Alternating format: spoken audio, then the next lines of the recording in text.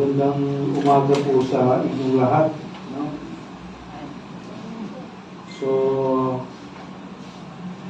i-recap po natin yung ating sermon last week. No, yung eksena po dun sa sermon natin last week ay tatalo-talo po yung mga alagad kung sino ang sa kanila ang pinakadakila. At dun sa story na yun ay natutunan natin na kung gusto natin maging great o dakila, dapat i-prioritize natin ang Diyos. Sumunod tayo sa Kanya. Ito, halos paulit-ulit natin itong naririnig na i-prioritize natin ang Diyos. Ibig sabihin lang na napakahalaga nito. Kasi nasa matatapos na po tayo sa chapter 9 ng Mark, and napakarami pong beses na natutunan natin na dapat i-prioritize natin ang Diyos. No? I-prioritize natin. Kailangan natin maging least o pinakamababa and last sa pagsaserve sa ating kapwa, no? Lalo na sa ating mga kapatiran, tulad ni Jesus na siyang greatest example nating lahat. At ginawa ni Jesus yung pagsaserve na yun upang tayo ay maging karapat-dapat sa harap ng Diyos, no? At magkaroon ng buhay na walang hanggan. Kaya yung hinihiling ng Diyos sa atin na prioritize siya ay napakaliit compare sa ginawa ng Diyos sa atin. Okay? Napakaliit nun compare sa ginawa ni Jesus sa atin. Ang hinihiling ng Diyos ay i-prioritize natin siya. Today naman tignan natin, no? Kung paano dapat maging partners ang unity at humility sa atin bilang church. Mapapansin natin, no, habang nagpo-progress yung ministry ni Jesus, ngayon nakita natin na nakafocus na yung kanyang teaching hindi individually, kung hindi sa buong church na, no? Sabihin pangkalahatan na, hindi na individual yung kanyang itinuturo ngayon. At ang title natin is Unity and Humility. No? Unity and Humility. From Mark chapter 9 verse 38 to 41.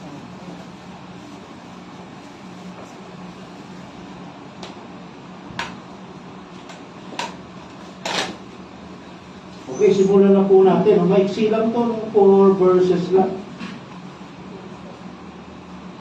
Okay, sabi sa verse 38. Tandaan natin, last week, nung sinita ni Jesus kung ano yung pinag-uusapan nila, habang papunta sila ng Capernaum. So dito, sabi ni Jesus, sabi ni John, no? Sa verse 38, John said to him, sinabi ni John kay Jesus, yung him, Teacher, we saw someone casting out demons in your name, and we tried to hinder him because he was not following us. No? So, patuloy yung discussion, yung pag-uusap nila tungkol dun sa kung bakit hindi nagawang palayasin yung mga alagad yung demonyo tipe na sumapit dun sa anak mo lalaki. No? So, ongoing discussion ito. No? Pero yung angle dito iba na. No? Kasi nagsusumbong itong mga alagad na meron silang nakitang tao, no? Na hindi nila kasama. Ibig sabihin, hindi kasama doon sa inner circle, doon sa 12. No? Pero ginagamit niya yung pangalan ni Jesus, no? Sa pagpapalayas ng demonyo or exorcism. At dahil doon, Ang ginawa ng mga alagad na ito, nila, of course, ito yung siyam na naiwan. No? Pinigilan nila. Ano, kasama pala sila dyan dito. No? So, pinigilan nila. At dahil pinigilan nila, hindi successful yung ginagawa ng lalaki. Kasi kung hindi naman successful yun, hindi naman nila yun pipigilan. No? Bakit nila pinigilan? Dito natin makikita yung heart ng mga alagad during this time. No, kasi yung tao successful habang yung siyam na naiwan habang nasa bundok sila Jesus, no, yung siyam na naiwan, hindi nila mapalayas yung demonyo, samantalang ito napapalayas niya, hindi naman kasama to sa 12. So, yun ang dahilan, no? Makita natin yung heart ng mga alagad, no? Kung ano, no? Siguro iniisip nila na dapat patigilin natin ito dahil mas lalo tayo magiging kahiya-hiya, no? Kasi tayo mismo yung mga alagad, tayo yung 12 pinili, hindi natin mapalayas yung demonyo, samantalang ito, hindi mo natin ito kaanib. No? Pero napapalayas na yung demonyo, kaya pigilan natin. Kaya yun ang ginawa ni John. No? Tandaan natin na dito sa chapter 9 ng Mark, ang context ay dependence and humility in service. Dependence and humility in service. Narinig ko yung prayer ni yung song leader kanina, ni Shana, no? Yung tulungan mo kami, Lord, na maging dependent sa iyo. No? Dapat gano'n, no? Dapat talaga maging dependent tayo sa Diyos, no? Sa lahat ng bagay. So, yung chapter 9 is about dependence and humility in service. Yun yung context ng buong chapter 9. Responsibility, no? And reward sa kingdom. So, nasa isipan dito ni John, may question sa kanya, no? How come yung tao na yun na hindi naman ang follower, na hindi naman kabilang sa ating 12, successful? Samantalang itong mga kasama ko, na kasama sa inner circle, failed. No? Failed. Kaya lahat talaga na nagaganap at nangyayari sa mundong ito, lahat kalooban ng Lord at merong purpose. At dahil sa action nitong random follower na ito, makikita natin na yung faith na kay Jesus complete, no? Bakit? Kasi nagdepende siya sa Diyos para sa lahat ng bagay. So, bakit ko nasabi yun? Na kompleto yung faith ng lalaki ito at nagdepende siya sa Diyos sa lahat ng bagay. Kasi yun yung tinuro ni Jesus sa mga alagad. No, yun yung itinuturo niya na dapat mag-depend kayo sa Diyos sa lahat ng bagay. Kasi kaya sila nagpipay, no? Kita natin ang mga alagad, no? Ang dami nilang failure. No? Kahit kasama nila si Jesus, pag sila lang, nagpipay sila, no? Pag wala si Jesus. Kasi yun ang problema nila. Hindi sila nagdidepend sa Diyos. No, medyo proud sila kasi kami yung 12. Kami yung kasama ng pinili ng Messiah. No, hindi nila inisip na hindi yun ang mahalaga. No? Hindi porkit pinili ka ng Lord, magaling ka na. Hindi porkit pinili ka ng Lord, kaya mo na nang hindi kasama si Lord. Kaya nga sabi niya, hindi naman siya, he was not following us, hindi naman siya kasama sa 12. Paano niya nagagawa yun? Kasi isip niyo dyan, kailangan kasama ka sa 12. Kasi matatandaan natin, pinahayos sila by Zeus, di ba? Para mag-ministry. Noong time na yun, binigyan sila ng authority ng Diyos. Kaya nakakapag-exorcism na gagawa nila exorcism, hindi sila nag-prepare kasi ang Diyos ay nagpahayo sa kanila bilang training nila. No, kaya pinipigilan nila itong lalaki na ito. No, siguro sabi nila, itigil mo yung ginagawa mo. Hindi ka naman namin kasama, bakit mo ginagawa yan? Kami ang pinili, hindi ikaw. Kami yung 12, hindi ka kasama, no? No? Meron itong similar context, no? O parallel context sa Book of Numbers, isa sa mga book ng Torah, no? At suggestion ko na mamaya, basahin nyo pag umuwi kayo sa bahay, no? Ito ay mula sa Book of Numbers, chapter 11, verse 23 to 30. Basahin nyo, ganito rin yung context, no? Na pride, no? Pride ang pinakikita nito. Numbers chapter 11, verse 23 to 30, no? Kung may time kayo, no? Basahin nyo. Para maunawaan natin mas maigi, no? Kung ano yung nagaganap dito sa story nito. Verse 39, but Jesus said, ito yung sabi ni Jesus, do not hinder him.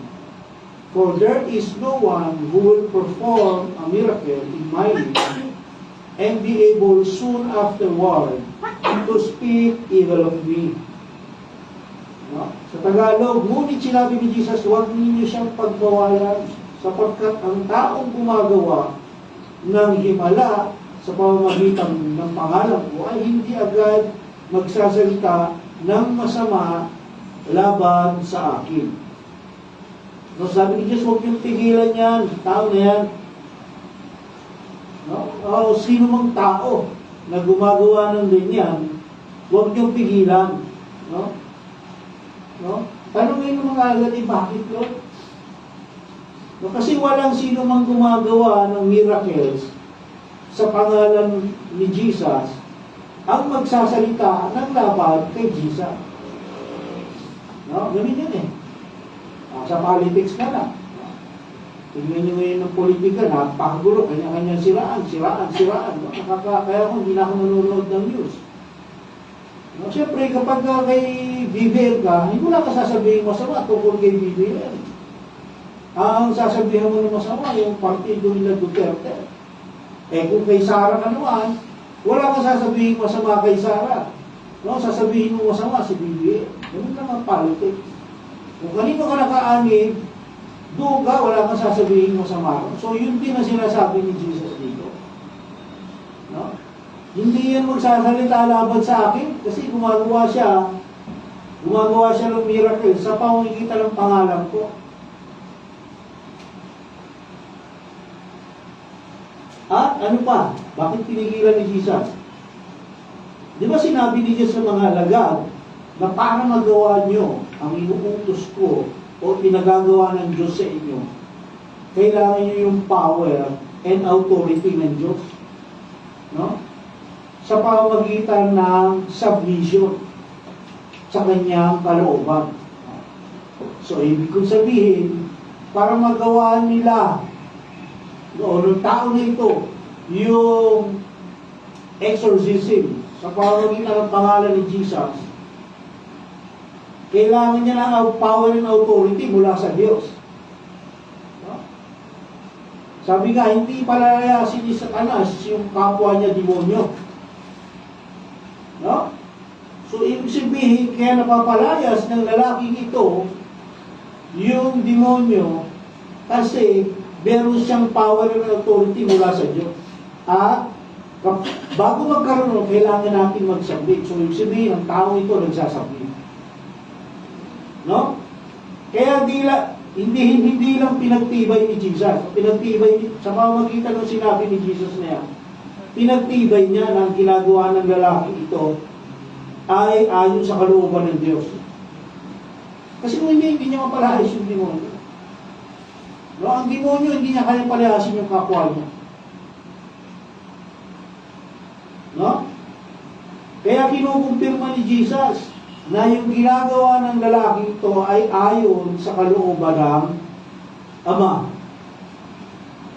Ayon sa kalooban ng Diyos, paano natin ito mapapatunayan? Verse 40, for he who is not against us is for us.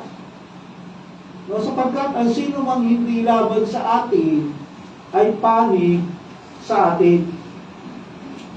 No? Sino man ang hindi laban sa atin ay panig sa atin. So sino man yung lalaki na yun, maliwanag, nananampalataya siya kay Jesus. No? Kasi ginamit niya yung pangalan ni Jesus para palayasin yung demonyo. Ibig sabihin, nananampalataya siya na si Jesus ang Messiah, na yung pangalan ni Jesus very powerful para gamitin niya yun sa pagpapalayas ng demonyo. At nagdepende siya sa Diyos. No? Na yung demonyo lalayas dahil sa Diyos. No? Nagdepende siya sa provision ng Diyos. So makikita natin ang kahalagahan ng humility and submission and obedience. No? Humility, submission, and obedience. Ito yung formula in serving God. Kapag nag-serve tayo sa Diyos, kailangan natin itong mga ito. Kailangan natin humble. Humility, humble tayo. Hindi po nagsiserve, so leader ako. Hindi kayo sa akin, pastor ako. Hindi. No? Kailangan natin, pag magpakumbaba, dapat natin mag-submit. No? Mag-submit tayo sa Diyos and mag-obey. No? Hindi porkit nagsiserve ka sa Lord, hindi lang ako mag-obey sa Lord. Kaya ko to. Kaya ko itong gawin. Magaling ako eh. Alam ko yung buong Bible. Hindi ko na kailangan mag-submit sa Diyos. Kasi alam ko na. Hindi yun ang ano. Ang formula in serving God is humility, submission, and obedience. At iyon din, ito rin ang dapat nataglay ng isang church. No, ng body of Christ. Hindi lang ng pastor. Hindi lang ng mga nagsuserve sa ministry. Dapat yung buong church merong humility. Dapat yung buong church nagsasabit. Dapat yung buong church nag-uubay. No? Kaya nga, ang church dapat nag-ooperate unitedly. No? Kasi ang church is the body of Christ. May katawan bang gustong lumakad isang paa lang ang lalakad, yung isang paa ayaw niya lumakad? Makakahakbang kaya yun? Mahirap, no? Manonood ka ng TV, isang mata lang ang gustong manood, yung isa ayaw, gusto tulog. Pwede ba yun? Hindi pwede. Kailangan united ang church. Kasi kung hindi yan tatayo. No? Paano makatayo ang isang tao kung ayaw tumayo ng paa, yung kamay ang gustong tumayo? Eh di nakabaligtad. Nakakita na kayo ng taong naglalakad, kamay ang gamit. Nakabaligtad kasi ayaw lumakad ng paa. Abnormal, di ba? Abnormal yung gano'n. Kaya nga title natin, Unity and Humility. Para ipakita na ang church dapat united.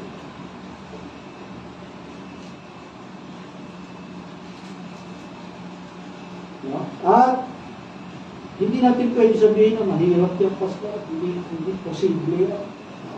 Kasi hindi para-parehas ang ugaling ng bawat isa sa loob ng church. Hindi mayroong tamad sa loob, mayroong masipag. No? Hindi pwede. Kaya nga yung Holy Spirit nag-i-indwell sa atin. No? Para gawin posible yun. Kung tayo lang talaga, sa sarili lang natin, hindi natin kaya yun. Kasi nga, magkakaiba tayo ng karakter.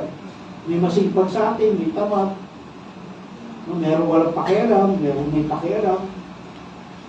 Pero kaya natin maging united kasi dahil sa Holy Spirit. No? Kasi yung Holy Spirit na nasa akin, siya rin Holy Spirit na nasa inyo.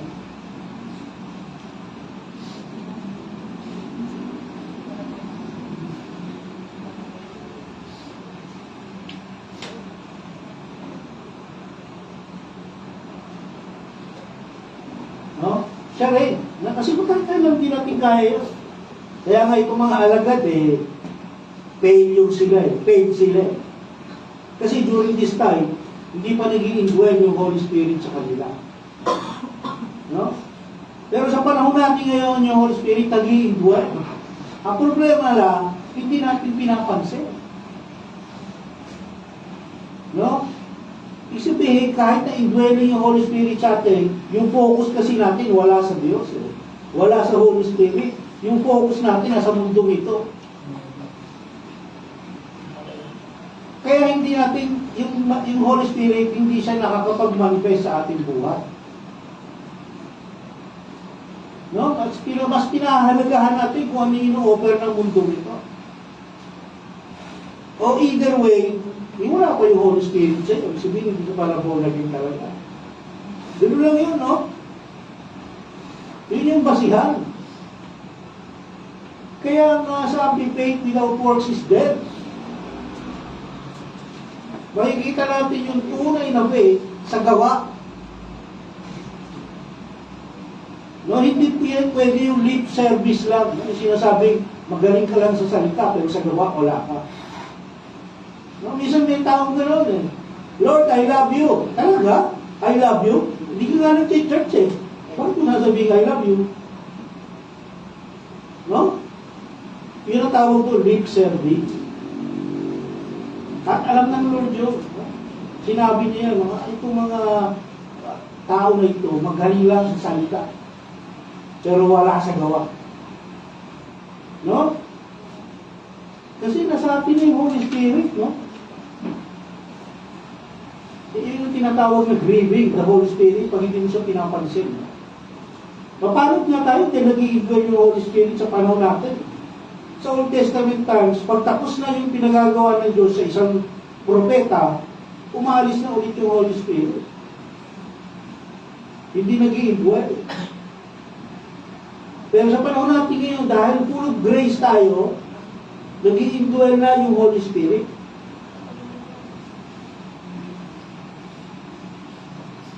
Kaya ito yung problema ng mga alagad. Kaya ito yung kailangan nilang lunukin o kailangan nilang matanggap. Unity, humility, and dependency. No? Kailangan nila kasi sila yung magtataguyod ng kingdom. Kaya tinuturo sa kanila ni Jesus ito. Kaya lahat ng nagaganap sa panahon na ito, ayon sa kalooban ng Lord, para ituro sa kanila. No? Kasi inisip niya, sabi na kasalalay ang mga bagay-bagay. Hindi sa Diyos. Dahil agad kami ni Jesus, may pride sa kanila mga puso. Kaya nagkakaroon ng exclusivity and competition. No? So parang mapasalamat ako sa Lord, wala akong nakikita dito sa church natin. Wala tayong problema ng gano'n. And I pray na walang mangyaring gano'n sa atin, yung competition. No? Pero hindi tayo bulletproof. So kailangan paghandaan natin yun. Sa kanila, nagkakaroon ng exclusivity. Kaya nga nagtatanong, sino, nung nakaraan, di ba, mas greater ako. Ako, mas greater ako. Nagpapaligsahan sila kasi nagkakaroon ng competition. Nawawala yung unity. Ang pumapalit, competition. No, dito naman, exclusivity. No, hindi ka kasali sa amin, kaya hindi mo pwedeng gawin yan. No, dapat nga, matuwa, no? Tayo dapat matuwa tayo, no? Kapag yung ating itinuturo dito, ay itinuturo din ng iba. Huwag natin sabihin, hindi ka naman kasali sa amin, ah. Bakit mo itinuturo yan? Na once saved, always saved. No? Yung tulit, bakit mo tinuturo yan? Hindi ka naman kasali sa amin. No? Dapat matuwa tayo. No? Kung ina-adapt ng iba sa kanila yung katuruan itinuturo natin dito. Kasi hindi tayo dapat exclusive. Sabi nga ni Jesus, for he who is not against us is for us. No? Kaya dapat walang competition. Huwag natin ituring na we are better than others. No? Better than others. Pagdating sa karakter, ha? Pagdating sa karakter.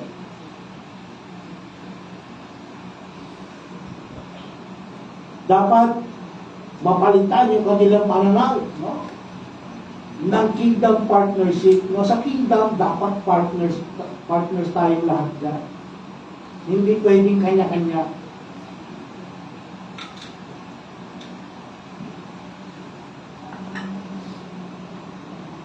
So, kasi as of this time, yun ang nasa heart nila, kanya-kanya, kaya nga nagtatanong sila kung sino yung greatest. Kanya-kanya. Yun ang default na heart ng tao. Makikita natin, maobserbahan natin, yun ang default ng isang tao. Yung sarili niya lang iniisip niya. No?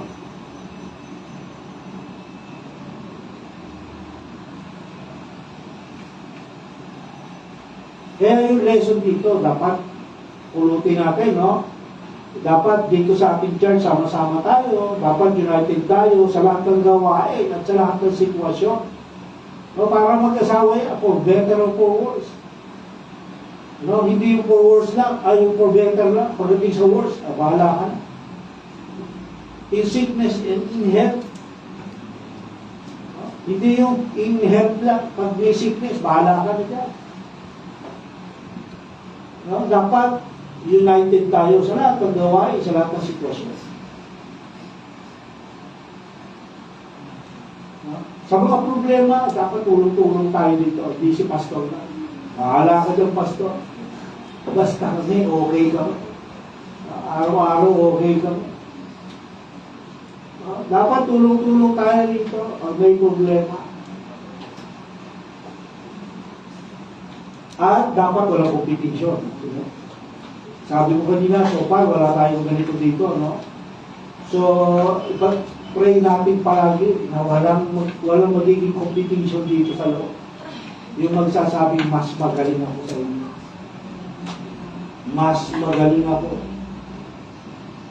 Sa mga lalaki, mas pogi ako sa inyo. Sa mga babae, mas maganda ako sa inyo. No, dapat walang ganon, no?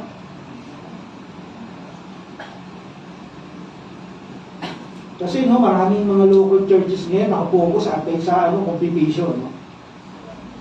No? Pagmasdan natin yan. No? Kung minsan kasi nawawala na sa isip ng mga church leaders yan na nauwi na pala sa competition. No? Paramihan ng member. No? Merong isang local church, gusto na kanya lahat ng member. No? Gusto na, libo-libo na yung member, sige pa rin. No? Sige pa rin. No? Kaya mo bang lahat yan? Pakainin lahat?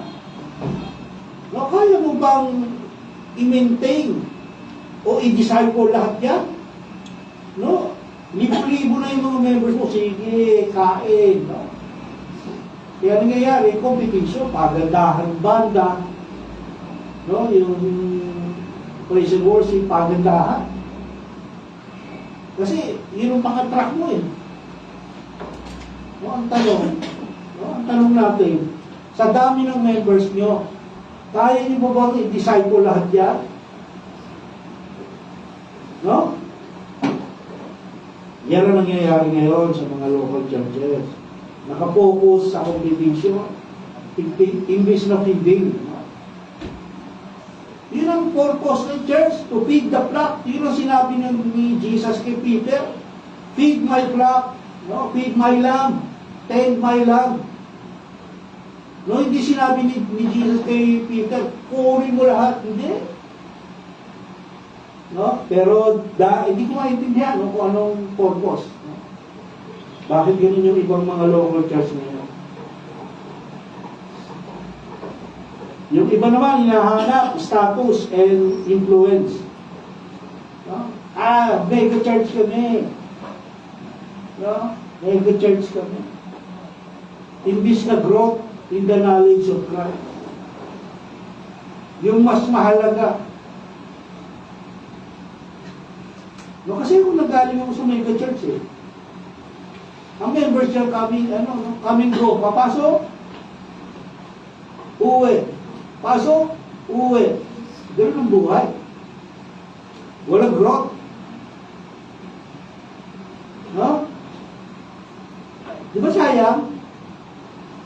Eh kung mapunta yun sa mga maliliit na congregation tulad natin, matututukan yun kasi konti lang tayo eh.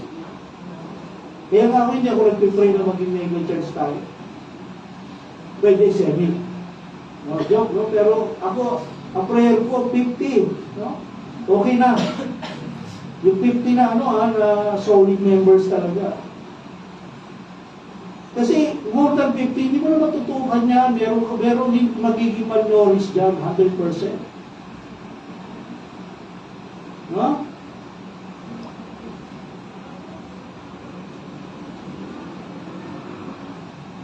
Dapat growth in the knowledge of Christ. Doon nakapokus dapat ang isang local church. Yung church and ministry, dapat partnership yan. Partner dapat yan, hindi yan dapat obligation. No, kasi nagtataka ko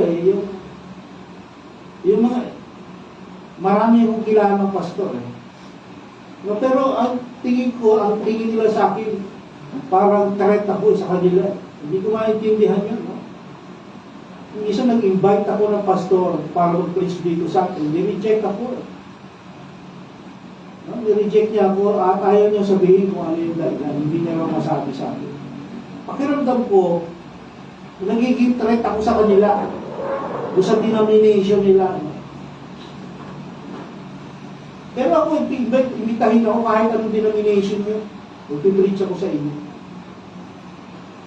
No, mas gusto ko nga yung madinig nyo, yung katotohanan. Okay, ako na yung isa naiilang na ako mag-invite ng mga pastor na magpipreach. Hanggang kaya ko, ako na lang. Kasi, napapahiya ako eh. Isipin mo, hindi raw pwede kasi may dahilan. At kung anong dahilan, hindi ko masabi sa iyo kung anong dahilan. Alam ko na yun, na natitrenten sila. Kasi iba yung theology ko, no? Wala akong magagawa, no? Yun ang reveal ng Lord sa akin. Maiba sa kanila, kaya ayaw nila makipag-alyansa sa akin. Ayaw nila. Matatagal ko lang kasama yun. Nakakalungkot talaga, no? Kasi iniisip nila ang ministry is competition. Hindi, hindi ministry. Ito yung tinuturo ni Jesus dito sa mga alagad na to. Maliban na lang siguro kung false teacher ako, no? Huwag nila akong huwag sila makipag-alyansa sa akin kasi false teacher ako. Siguro hindi naman, no?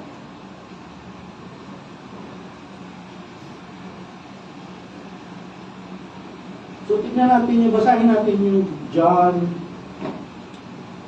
Hindi ko na sinama sa slide. Medyo mahaba yung slide. John chapter 16.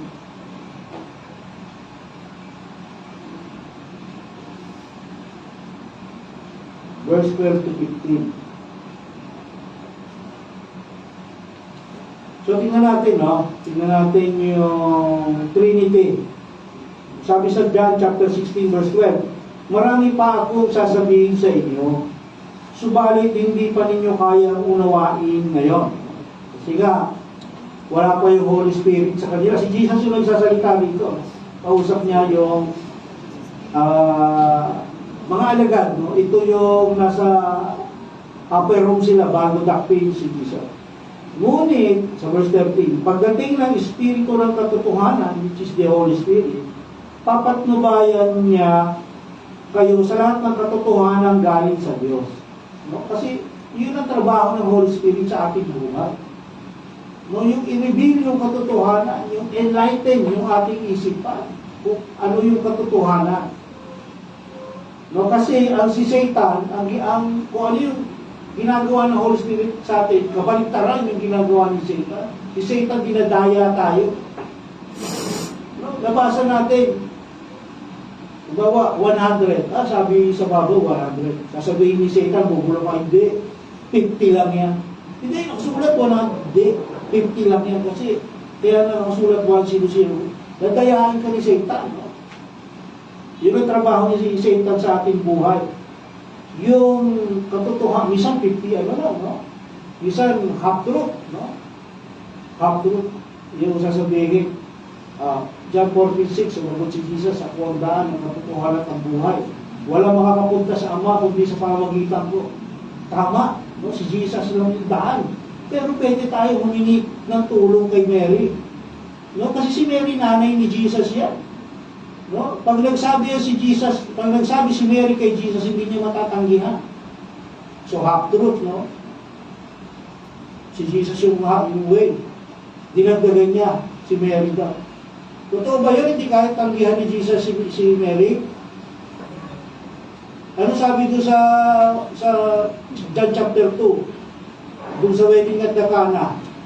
Ni-reject ni Jesus. Ano sabi ni Jesus? Huwag mo akong pangunahan, no? Lady, sabi niya. Kay Mary. Kaya hindi totoo yun. Half-truth yun. Ganun si Satan mag-trabaho.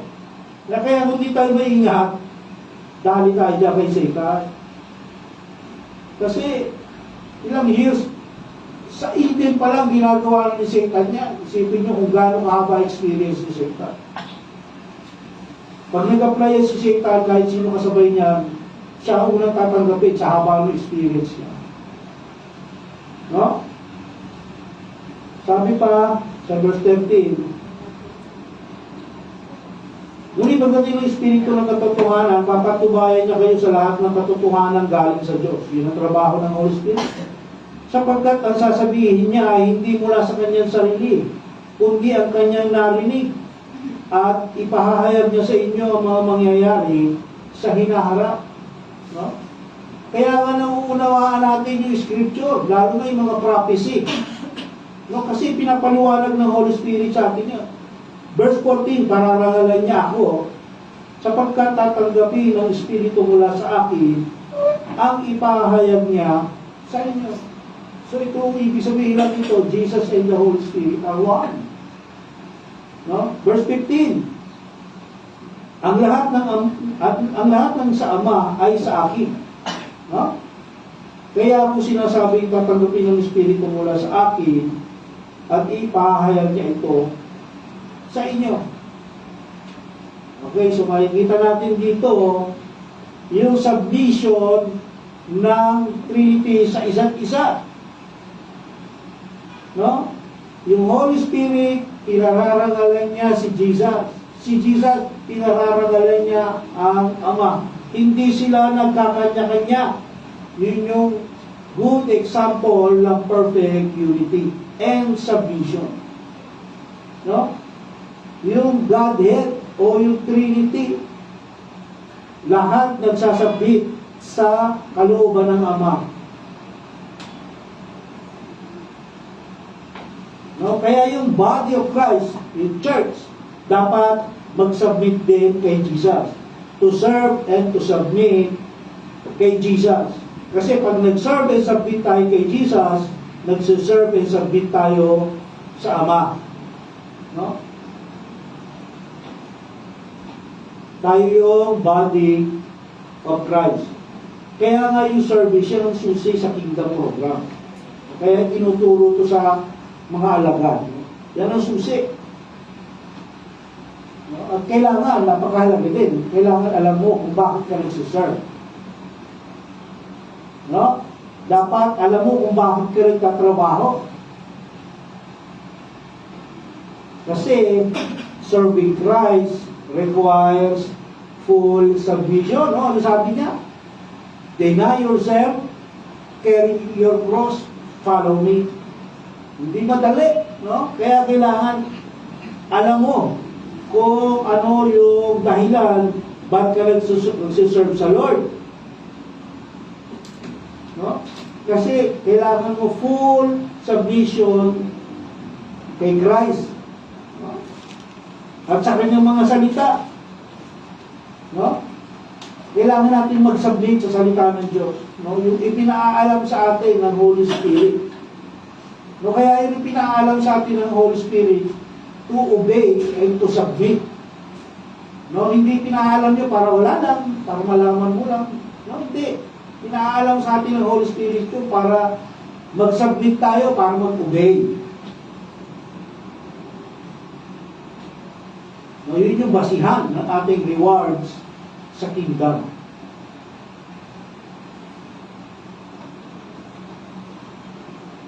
%, lahat. No? Hindi pwede, ito lang gusto kong service. Ito yung service na gagawin ko kasi ito yung favor sa akin. No? Ito yung service na gagawin ko. Ito kasi yung favorable sa akin. No? Yung iba, lalo sa mga mega church, gusto ko, usher lang ako. Kasi madali lang, wala kang iisipin dito, doon pala sa may pintuan. Wala ka, no? Parang, napakadali. Hindi, no? Kung ano yung utos sa'yo ni Lord, yun ang dapat. Kaya nga sabi ni Jesus, deny yourself. Huwag mong isipin kung ano yung masarap sa'yo. Verse 41, for whoever gives you a cup of water to drink in my name, because you are Christ, truly I say to you, he will not lose his reward. No? Ang tinutukoy ni Jesus dito yung mga nasa outer circle. Hindi outsider, ha? Outer circle. Kagaya ng lalaki na nagpapalayas ng demonyo. Yung maliban sa 12. No? Mga believers din ito. Yung whoever na tinutukoy dito. Yung sino man na tinutukoy dito. No? Tingnan natin maigi. Ano yung service na ginagawa niya? Gives you a cup of water. Bakit yan ang example ni Jesus? Cup of water. Kasi yung cup of water, yung giving a cup of water, ang pinakaubang uri ng paglilingkod sa panahon nila. Pinakamababang paglilingkod yun. Service, pinakamababa. So, mas mababa yun kaysa sa pagpapakain, yung pagpapainom ng tubig. And that is service. No? Halimbawa, may mga manlalakbay. No? Sa panahon nila, may mga manlalakbay dumating. No? Kapag pinainom mo ng tubig, that is a form of service. At pinakamababang uri yun kasi pinainom mo ng tubig. No? Ano example natin dyan? John chapter 4. No? Kung kanino sinabi ni Jesus yan. Kanino sinabi ni Jesus yan? Ando sa Espiritu at ang sumasamba sa kanya. Sa babaeng Samaritana. No? Diba? Anong sinabi ni Jesus? Gusto niya uminom ng tubig. Gusto niya mag-serve sa kanya yung Samaritana. At ang sabi ni Jesus, pag ako nag-serve, hindi na kayo mahuhuli. No?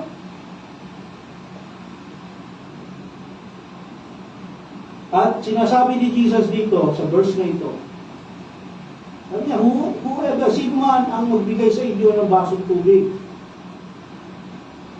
ay tiyak matatanggap ng gantimpala. No, sinasabi ni Jesus, kasi nga, kung bibigay ng tubig, mababauri, sinasabi ni Jesus, lahat ng paglilingkod, mahalaga. No, lahat ng serving, or service, mahalaga. Kahit mababang uri man ito. Lahat yan may reward sa kingdom. No, simple man o mahirap yung ginagawa natin paglilingkod, lahat yan may reward sa kingdom. No, ano ba yan? Ano ba yung mga paglilingkod na yan? Ano ba mga example natin yan? Dito sa church, yung pag-uwalis, no, sino nag-walis kahapon? Reward yan. Ang listahan ng Lord. Praise. Nagwalis. November 29, 2025. Nagwalis ito sa church. Now, sino yung naglampaso? Si Hannah. November 29, 2025. Naglampaso sa church. That is service. May reward yan. Pagbukas ng Lord, Book of Deeds, no? Book of Deeds, ano ginawa mo? November 29, 2025. Nagwalis ka. Pero, bakit parang yun lang ang ginawa mo? Sa buong buhay mo, isang beses ka lang nagwalis. Ay, patay tayo dyan. Pag yun ang tinanong sa iyo ng Lord. That is service, no? Pagliligpit ng kinainan, no? Naalala ko si Craig Glenn, wala lang siya ngayon dito. Si Craig Glenn, no, maliit pa, nagsaserve na, no? Nililigpit na yung pinagkakainan natin. That is service. Paghuhugas ng pinggan, pagbili ng soft drinks, sino bumili ng soft drinks last week? Amen. November 23, bumili ka ng soft drinks. Kaso, walang ice. Nakasulat lahat yan, no? Kalaban natin. Lahat yan, pagtutuusan natin, paghawaran tayo sa Lord. Lord, sasabihin na, ano ginawa mo? Titingnan nyo lang, kung magsisinungaling ka, Lord, bumili mo ng soft drinks. Di ba? Nung nagkakain na kami. Tama, masasabi ka ng totoo. Ay Lord, ano ginawa mo? Lord, wala. Wala kang ginawa, wala. Wala akong matandaan. Bakit nandito ka? Lord, gano'n natatanong siya, bakit nandito ka? Wala ka naman palang ginawa. No, nakakahiya yung gano'n. Tatanungin ka, Lord, bakit nandito ka?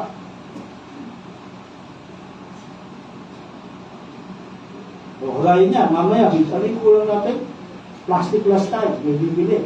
Baka magagawa na kayo, service yan. Ang gawa na, ha? Ako na, basta. Kasi service yun, no? Hindi ako nagbibiro, ito yun. That is service. Huwag nating i-devalue o ibaba ang halaga ng serbisyo ng paglilingkod sa Diyos. Ay, ano man yan. No? Naalala ko lang, sa dati namin church, may nagtanong sa akin kung yung paglilinis daw sa church, kung yun ay ministry. Sabi ko, ministry yan. Dahil serbisyo sa Diyos yan. Huwag tayo maging mapagmataas, no? Gawin mo sa katabi mas matindi yung serbisyo ko sa'yo. Ano ko ikaw, ano ka lang, tagawalis ka lang. Huwag, no? Huwag natin gagawin yan. Kasi nga, ano yun? Humility, submission, and obedience. Yan ang kailangan natin. We need to humble ourselves. Once again, walang room for competition sa loob ng church. Wala. Walang special privilege. Maliban na lang kay Tata Eric, siyempre hindi nakakalakad yan. Kaya kailangan natin sa itulak. Pero maliban doon, kung nakakalakad ka naman, walang special privilege. Kasi we are all saved by grace. No? Wala dito na-save dahil sa kanyang galing. Sino na-save dito dahil sa magaling siya? Wala, we are all saved by grace. At yung Holy Spirit na sa atin, isang Holy Spirit na niya. At tandaan natin, hindi tayo nasuserve dahil sa status or recognition. But because of the grace, we receive from God. No? Kaya tayo nasuserve kasi binigyan tayo ng grace. No? Meron tayong grace kaya tayo nasuserve. No, hindi kaya noon. Noon, mag-serve ka muna bago ka bigyan ng grace. Ngayon hindi. Binigyan na tayo ng grace bago tayo, binigyan muna tayo ng grace kaya tayo nasuserve. No, maaaring mas marami tayong alam sa iba. Pero mas mabigat naman ba? No? Mas marami kong alam dito pagdating sa scripture. Eh, mas mabigat naman yung reward na tatanggapin niya. Kasi may humility siya. Ikaw wala, prideful ka. Mas magaling ako rito. Ayun naman siya. Wala akong alam talaga. Pero, andyan naman ang Lord. Papaliwanag sa akin ang Lord dyan, hindi ako matatakot. Kasi yung fear and faith, di pwede magsama, hindi ako matatakot. Kasi sila magpapaliwanag sa akin yan, yung Holy Spirit. Huwag natin sabihin, mas mataas ako rito. No, magaya ng mga alagad, no? Sila, mga ganun sila, no? At yun ang purpose kung bakit nakasulat yung mga story na yan. No, para makita natin, para maging example para sa atin. No? Kaya huwag tayong mag-serve yung tinatawag na lip service. No? Dapat mag-serve tayo with our lives in obedience. Mag-serve tayo yung sabihin, huwag yung puro kuda. No? Yung salita natin yan, kuda. No? Huwag puro kuda, kailangan may gawa. No? Madali lang kumuda ng kumuda, yung mahirap gumawa. Yun ang tinuturo ni siya sa mga alagad dito. You have to be united. No? Kailangan yung i-humble yung sarili ninyo. Kailangan yung mag-submit and mag-obey. So sa church, ganun din. No? Kailangan din natin united tayo, mag-submit tayo, at mag-obey. No? At sa ating pagwawakas, no, may we believers not ruled by our prideful desires for power and prestige, but may we serve even the least of this, considering the grace we have received. Nawa tayo ay maging mga believers na hindi rule o pinakaharian na ating mapagmataas na pagnanasa para sa kapangyarihan at katanyagan. Huwag natin ano yan, yung ganyang attitude. Ngunit daway maglingkod tayo ng kahit na ang pinakamaliit sa mga ito, yung the least na service, at isaalang-alang ang biyayang natanggap natin. Dapat lagi natin iisipin yung grace na tinanggap natin mula sa Lord. We need to humble ourselves in service to the Lord. Magpakumbaba tayo habang naglilingkod tayo sa Lord. Huwag tayo maging prideful. At actually, dapat lahat tayo naglilingkod. No? Kasi, sabi natin yung church body. No? Sa katawan, ano na walang silbi? No? Lahat ng part ng katawan natin may silbi. Yung buhok sa ilong, anong silbi niya? Anong silbi? Bakit may buhok sa ilong? Filter yan. Filter, no? Kunyari na alikabok, hindi lahat alikabok papasok. Maliban na lang kung malaki buhok sa ilong mo. Pasok talaga lahat ng alikabok niya. Pero kung yung buhok, pagpapos mo, filter. No? Kaya yung balahin mo dito. Anong tawag dito? Hindi nyo alam, no? Anong tawag dyan? Hindi, ito balahin mo dito. Ang tawag dyan no? Bigote at barbas. Kaya at yan. No? Ano purpose dyan? Parang wala, ano? Kasi yung buhok, ang purpose siya sa ano, no? Pansinin niyo yung mga tao na sa malalamig na lugar. Mapalahibo sila. Protection sa lamig. No, tayo dito Asia, napakainit. Pansinin niyo, wala naman tayong mga balibo, baliktad. Ako, pati sa ulo, wala. Kasi mainit. No? Mainit. Ang buong kasi protection sa lamig. No, kaya lahat ng part ng katawan ng tao, may purpose yan. No? Kaya wala exclusivity. Dapat united. Yung lahat ng parts ng katawan ng tao, united yan sa serve o sa pag-function. So, ganoon din sa church. Dapat lahat tayo united. Dapat tayo lahat may function. Lahat tayo may ginagawa. No, hindi pwede. As pastor, hayaan mo na, may pastor yan. Hayaan mo na, puro si pastor, no? Kailangan gagawa rin tayo. No? Kailangan meron din tayong participation. At dapat, i-consider natin ang bawat isa. No? Kasi nga magkakaiba tayo ng karakter, magkakaiba tayo ng limitations, no? May mga limitations tayo.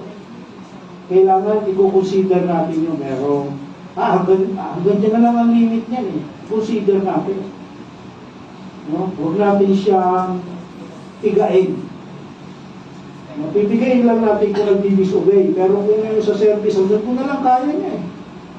Wala tayong magawa niya. No?